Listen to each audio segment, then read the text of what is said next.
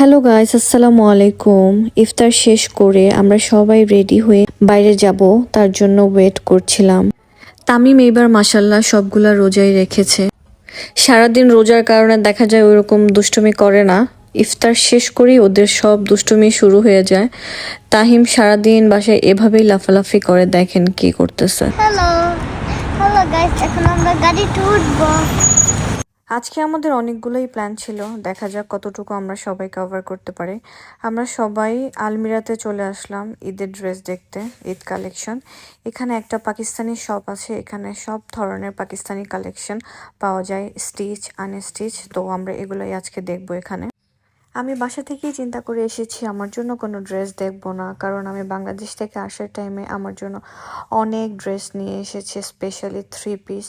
ওইগুলা এখন পর্যন্ত একটাও পরা হয়নি। তো ঈদে আমি ওইখান থেকেই পরবো। তারপর ওইখান থেকে ড্রেস নিয়ে আমরা সোজা মালাবারে চলে আসলাম। আমরা ওইখান থেকে কানের দুল নেব, কারণ আমার ভাগ্নি সারা ও ইয়ার পিয়ার্সিং করবে। আমরা এই জন্য কানের দুল দেখবো এখানে।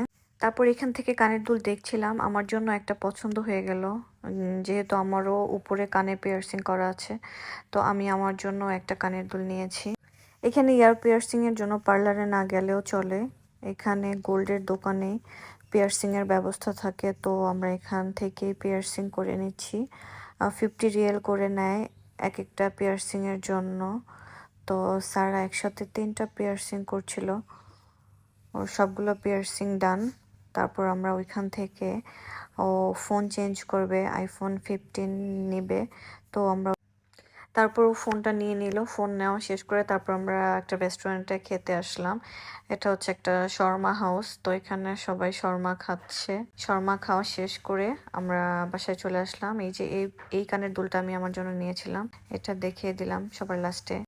Thanks for watching. আল্লাহ হাফেজ।